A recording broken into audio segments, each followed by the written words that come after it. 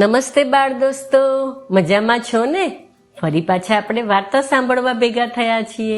આપણે બાલમૂર્તિના માધ્યમથી કેવી સરસ સરસ વાર્તાઓ તમને મળે છે ને. તમારા પ્રતિભાવ અમને જરૂરથી મોકલતા રહેજો, અમને ખૂબ ગમશે અને અમને નવી નવી વાર્તાઓ શોધવાનું મન થશે. તો ચાલો આજે આપણે એક સરસ મજાની વાર્તા સાંભળવાના છીએ.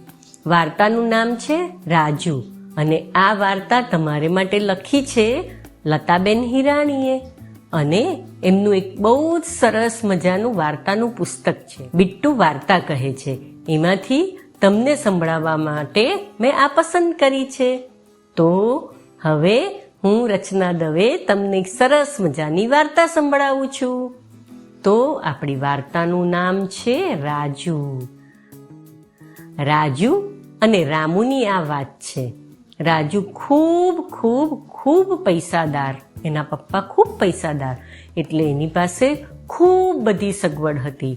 એનું ઘર ખૂબ વિશાળ હતું, એમાં સરસ મજાનું સ્વિમિંગ પુલ હતો, ઘરમાં બહુ જ બધા રમકડા હતા અને બહુ સરસ રમવાની નાચવા કૂદવાની પણ જગ્યા સરસ હતી. અને એ જે શાળામાં ભણતો હતો એમાં એક સરસ મજાનો છોકરો, એનું નામ રામુ. આ રામુ ભણતો હતો. એ રામુ ખૂબ ગરીબ હતો. એની પાસે ન સારા પહેરવાના કપડાં હતા કે ન ચંપલ હતા. એ તો સ્લીપર પહેરીને આવતો અને કપડાં પણ કોઈ વાર ફાટેલા હોય તો એની મમ્મીએ સાંધી આપેલા હોય એવા પહેરતો. પણ હા, એક વાત હતી, એના કપડાં કાયમ સ્વચ્છ ચોખ્ખા ધોયેલા રહેતા, પણ ઇસ્ત્રી ન હોય. રાજુને એમ થતું કે આ મારી સ્કૂલમાં કેમ છે, મને આ નથી ગમતો, એના લીધે મારી આખી શાળાની શોભા બગડે છે. પણ મોટે ભાગે તો આવી સ્કૂલોમાં રામુ જેવા બાળકોને એડમિશન મળે જ નહીં.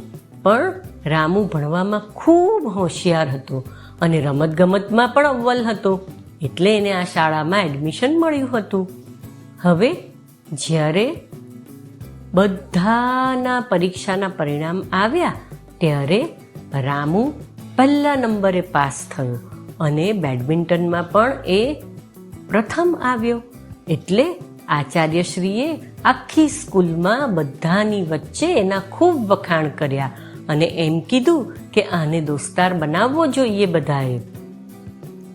ત્યારે રામુએ એક દિવસ સામેથી રાજુને કીધું, રાજુ, હું તારી ઘરે આવું?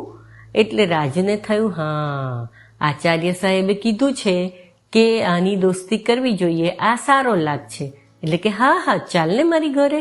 એટલે એની ઘરે ગયા બંને જણ. અને રાજુએ તો એનું બધું ઘરનું ખૂણે ખૂણો બતાવ્યો અને એ કેટલો માલદાર છે, કેટલી બધી એની પાસે જાહો જલાલીની વસ્તુ છે, કેવા સરસ રમકડા છે, કેવા ઇલેક્ટ્રિક રમકડા છે, સ્વિમિંગ પુલ, આ બધું બતાવ્યું. અને એના મહારાજે સરસ વાનગી બનાવી હતી, એ બંને જણાએ ખાધી. તું મારા ગામ આવે છે, હું કાલે ગામ જવાનો છું, તારા પપ્પા જો હા પાડે તો તું આવજે.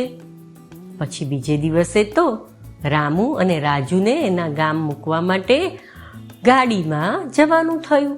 બંને ગાડીમાં ગયા અને પછી રામુએ ડ્રાઈવર ભાઈને કીધું, હવે તમે જતા રહો, હવે અમારે તમારી જરૂર નથી, પાછા આવવાનું હશે ત્યારે અમે તમને ફોન કરીને બોલાવી લઈશું. એટલે રાજુ કહે, અરે પણ આપણે બધે ફરીશું કેવી રીતે? એટલે રામુ કહે છે, તું એની ચિંતા ન કરીશ, મેં તને શું કીધું તું કે તને અહીંયા ખૂબ મજા પડશે, તો હવે તું મારા પર ખાતરી રાખ અને આપણે મજા કરીશું, ગાડીને જવા દે. ગાડી તો ગઈ અને પછી રામુ અને રાજુ બંને ઘરમાં ગયા.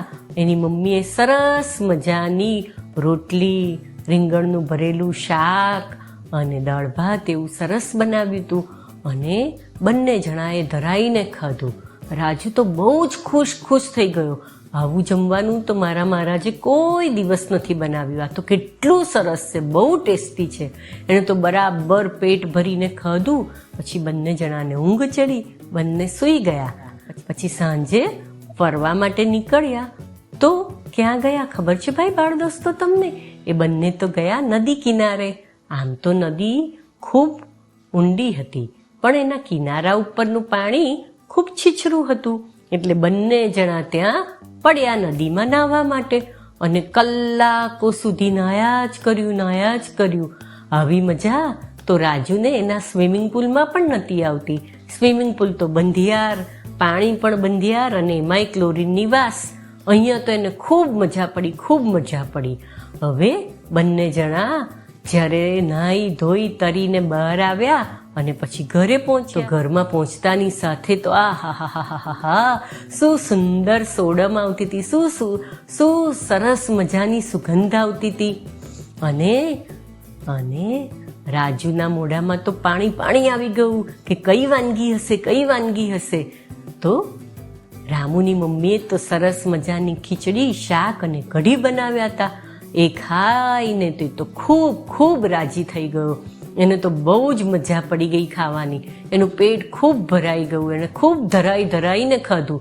આવું ધરાઈને તો જાણે એને કદી એના ઘરે ખાધું જ નહોતું એવું એને લાગ્યું. અને પછી સૂવા માટે ગયા. અરે આ શું, રાજુ તો રોજ એર કન્ડિશનમાં સૂવે, એનો રૂમ અલગ, એના ગાદલા પોચા, પણ અહીંયા તો આમ ફળિયામાં ઊંઘવાનું, ઝાડની નીચે ઊંઘવાનું, ખુલ્લા આકાશ નીચે તારાઓની વચ્ચે જાણે ઊંઘવાનું, અને દોરીથી ગૂંથેલા ખાટલા ઉપર ગાદલું નાખેલું હોય એના ઉપર ઊંઘવાનું. રાજુને પહેલાં થયું મને ઊંઘ આવશે કે કેમ, પણ જ્યાં એ પથારીમાં પડ્યો અને ઠંડો પવન આવ્યો તો એના આખા શરીરમાં જાણે કે ઠંડક થઈ ગઈ, અને એને તો તરત જ ઊંઘ આવી ગઈ. એવી સરસ નીંદર આવી. અને પછી તો આમ કરતા અઠવાડિયું થઈ ગયું. હવે તો પાછા જવાનો વખત આવ્યો, એટલે રાજુએ રામુને કીધું મારે ગાડી નથી બોલાવી, હું તારી જેમ બસમાં જ આવીશ. અને પછી બંને ભાઈબંધો બસમાં પહોંચી અને ઘરે પહોંચ્યા. અચાનક જ ઘરે પહોંચેલા જોઈ અને રાજુના મમ્મી પપ્પાએ પૂછ્યું, અરે ગાડી કેમ ના મંગાવી, કેવી રીતે આવ્યા તમે? એટલે કે અમે તો બસમાં આવ્યા અને ખૂબ મજા પડી ગઈ મને. એટલે એના પપ્પાને એણે બધી વાત કરી કે મને ગામમાં તો ખૂબ મજા પડી ગઈ. અમે તો ખેતરોમાં ફર્યા અને ઝાડવા જોયા અને કેટલા બધા તો ફળ તોડ્યા અને ખૂબ મજા કરી. એના પપ્પા બહુ રાજી થયા કે રાજુ હવે તું બધી પરિસ્થિતિમાં રહી શકીશ, હવે મને તારી ચિંતા નથી. અને રાજુએ શું કીધું ખબર છે તમને કે પપ્પા મમ્મી એક વાત યાદ રાખજો, મને મજા તો ખૂબ આવી છે, પણ દર વેકેશનમાં તમારે મને રામુની ઘરે મોકલવો પડશે. અને મમ્મી પપ્પા પણ ખૂબ ખુશ થઈ ગયા અને બધા એકબીજાને ગળે મળ્યા. અને પછી જ્યારે રજાઓ પડે ત્યારે રામુના ગામ જાય અને ખૂબ મજા કરે. બાળ દોસ્તો, તમે પણ મામા, કાકા, માસી, ફોઈ કોઈનું ગામ હોય ને તો એ ગામમાં જજો અને આવી મજા કરજો. આવજો, ફરી મળીશું. આવજો.